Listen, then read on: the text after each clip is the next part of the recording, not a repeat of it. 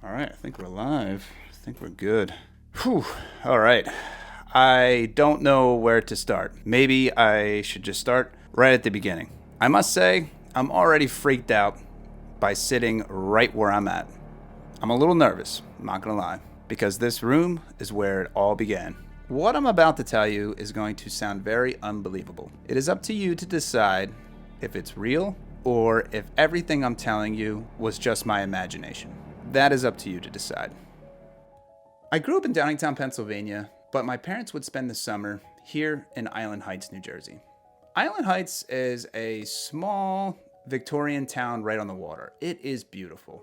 It's New Jersey's hidden little gem. Every time I mention Island Heights to anybody, even people that live in New Jersey, they always ask the same question: where the heck is that? And I think that's how Island Heights wants it. It's known for its sailing and beautiful views. I can't imagine that anyone wouldn't want to live here. But with this old town comes a lot of old history.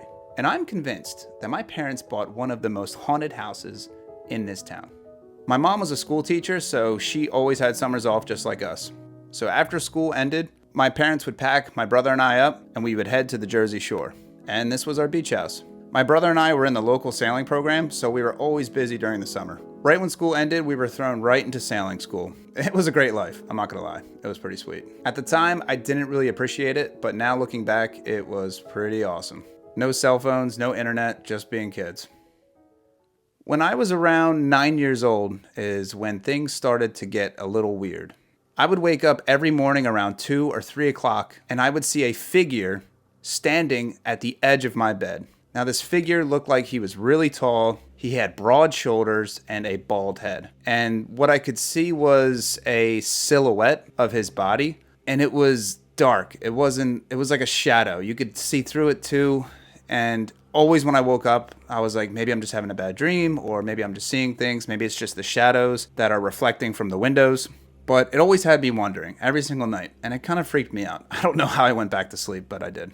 So one day I told my friends Mark and Ryan about it, and I got my brother involved too.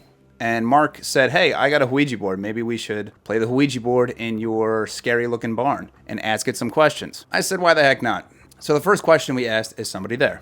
Yes. It moved pretty quick to the yes. Okay, that was a little freaky. We were like, was somebody moving that? Let's ask another question. Okay, what's your name? And it said Fred. Fred. Okay, it's got a name. Did you die in this house? Yes. We asked it a bunch of other questions. We asked, were you murdered? He said yes. When did you die? I think he said late 1800s, early 1900s. But we started to get a little freaked out and we stopped. After that is when a lot of weird things started happening. And now looking back, I think we opened up a portal. Or we invited that spirit to rain all hell on us. After that, I would still wake up in the middle of the night, 2 and 3 o'clock in the morning. I would still see this figure at the edge of my bed. Shortly after that incident, I had a sleepover with Mark and my other friend Winston. My brother was there too, of course.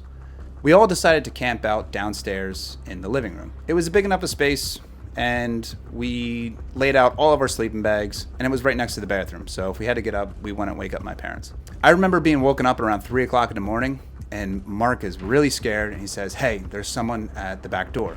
I said, what? He said, yes, there's somebody at the back door looking inside. I was like, you're lying, man. He's like, yes, I was just at the bathroom. And I remember looking through the bathroom and out the back door, and all of a sudden, I saw this huge person, broad shoulders, bald head. It was like a silhouette figure, and he was peering inside of the back door. And I was like, holy there's someone outside. I'm gonna go and tell mom. We all saw it. All 4 of us saw it. So I remember I ran to the front of the house because that's where the steps are. And I was gonna run up and tell my mom there's somebody trying to get into the house. Now this is the 90s. There was a lot of people being kidnapped back then and you would go missing. So we thought this person was trying to break in the house and kidnap us. We're kids, we don't know. So by the time I ran to the front door, that same figure was on my front porch looking in the window. And you have to walk by this window and the front door to get up the steps. And I was like, oh, so I ran back to my friends and I said, yo, we're surrounded right now. They're at the front door. We're like, that's impossible. There's no way that person in the back door could have teleported to the front in that quick of a time. And maybe there was 2 of them. We thought it was Bigfoot. We didn't know what to think. And we just said, we're surrounded, let's just stay put. The next morning, we told our parents. My dad was like, you're crazy, go back to bed. Like, you didn't see that. And he was very skeptical about it all, I remember. But my mom was like, that's kind of creepy. She started to catch on to the things I was telling her. During this time, I would still be waking up and I would see that figure on the edge of my bed, standing there looking at me. And there was one night that I just got fed up and I was like, I'm tired of this. So I stood up and I remember taking a swipe at it. The minute I took a swipe at it, it hovered above me and just floated and kind of just looked down on me. And I'm getting goosebumps just thinking about this. And I got up and ran out of the room. In fact, I ran out of this room where I'm telling the story. And that's why I chose this room to tell the story, because like I said, this is where it all began. And that figure was standing right here, looking at me. Very creepy. I mean, you could probably see the goosebumps on my arm right now. All right, I'm getting a little freaked out. So there was just a lot of crazy incidents from there on out. I remember looking out this window behind me, out in the back shed, towards the back shed barn area, and I would see somebody standing in the barn, kind of like peering out the window. Same figure. Tall person, broad shoulders, bald head. It seems like that was a reoccurring figure every time I saw this thing, whatever it is that I saw. After I took the swipe at the object in this room and it hovered above me, I never came back to this room. I never slept in my room ever again. This was my room. After that incident, I must have been 9. This was shortly after I played the Ouija board. I never came back to this room. I stayed in my parents' room until I was 12. I slept on the floor. So I spent the entire summer on a wooden floor in a sleeping bag. And I remember my dad was pretty pissed that I moved into the room and I was too afraid to go sleep in my room. So he said, screw it, I'm just gonna go sleep in here. I'm like, cool, I'll just sleep in mom's room on the floor. I did it for years. Then that's when some weird things started happening to my dad. He would come down here on the off season when we were in school. He had to check up on the house at least once a month, make sure the yard work was done and make sure nothing was leaking or anything like that. So he would come down to the beach house all by himself. And that's when weird things started happening to him. He said one night he heard his name being called out and he woke up and he's like, someone yelled, Paul, wake up. Another night the covers were ripped off of him. Just a lot of weird stories. And he always told me, like, don't tell your mom, but this is what happened to me. Okay, moving forward with my life. The times I spent my summers here, I would always hear my mom call my name, Steven, Steven. I would run upstairs and I would say, hey, what's up? You call my name? She was like, no, I didn't call your name. Weird things like that would happen to me. You would always hear footsteps. You would hear loud bangs, but you never know if it was your senses just playing tricks on you. So fast forward to high school. Now it's the era of your girlfriends.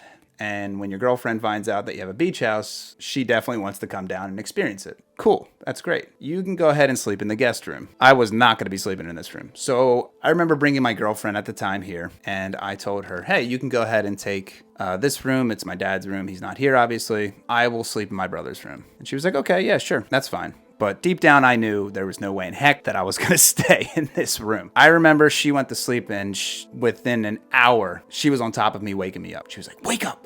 What's going on with that room? Like just saying all this stuff. I was like, what? I was like, calm down. She's like, this.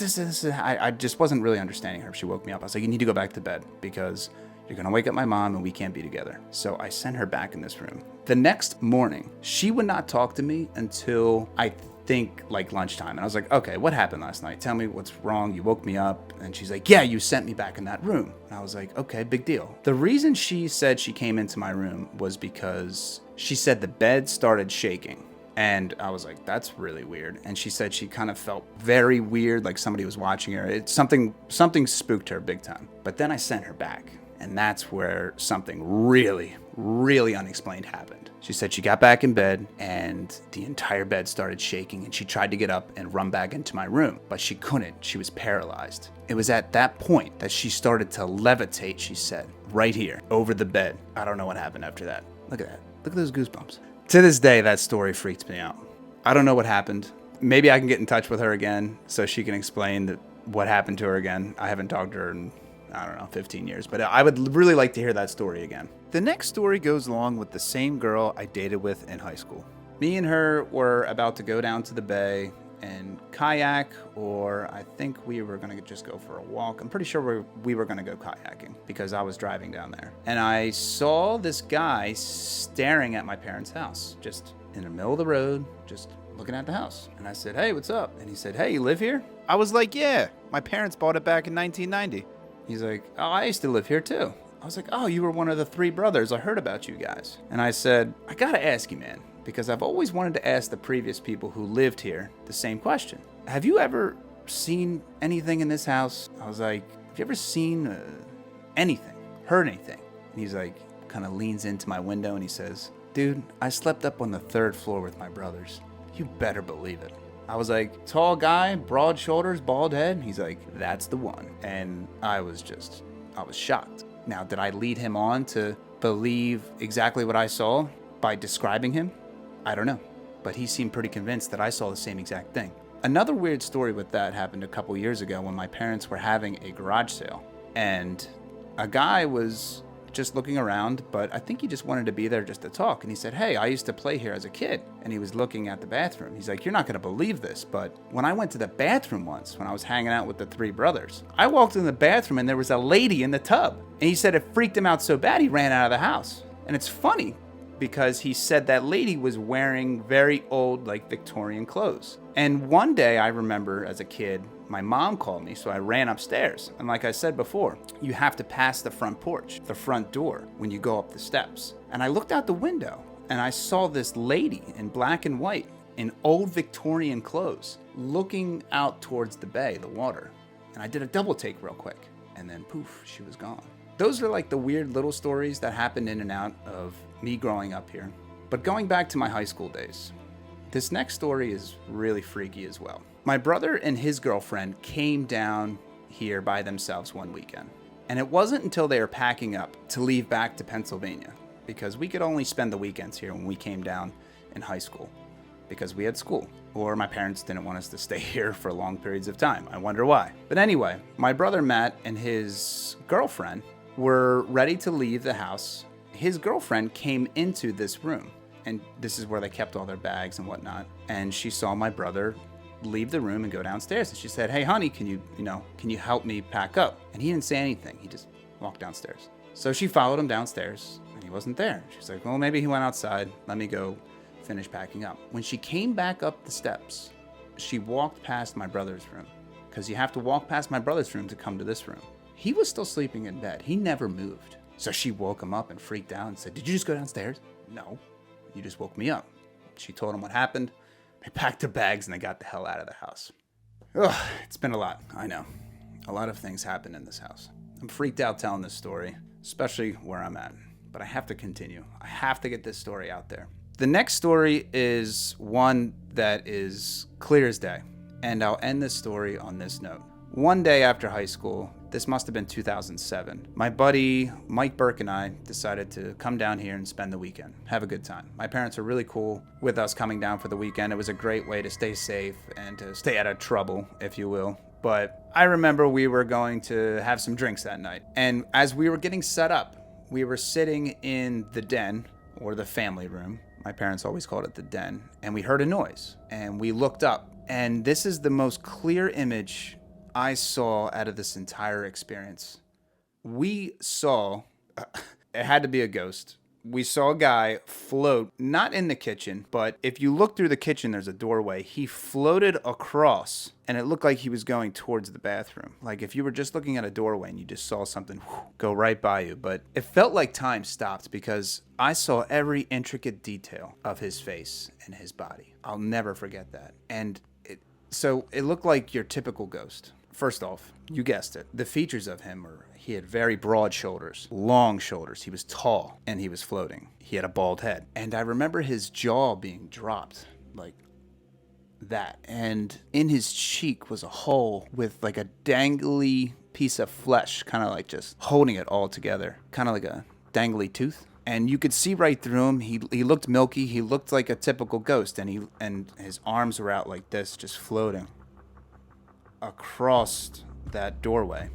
and it looked like he was just wearing rags, bald head, broad shoulders. You can kind of see through him, but he was black and white. It was so clear that Burke jumped up out of the seat and said, "What the was that?" and ran out the door. He ran out the door and down the street. I stood up and I went after the ghost because I was like, no, you're not getting away. You have tormented me my entire life. I need to get some proof. I need to talk with you. I don't know what I'm going to do. I'm going to go and have a conversation with you.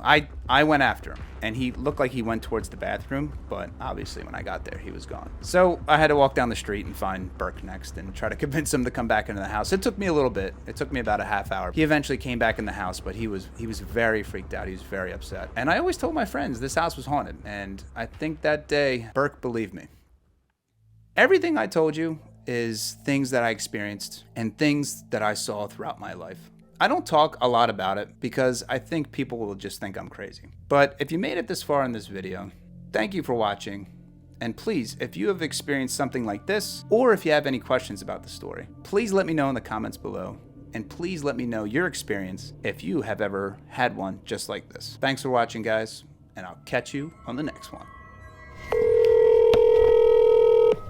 Do you remember when you called me and you said you found the deed to the house? Whose name did you find on that deed?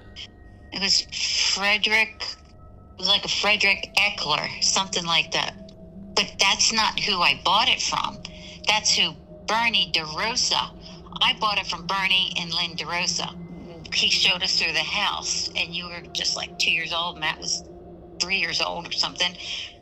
And I looked at the house, and he said the house was haunted. I really didn't want to pay attention to it.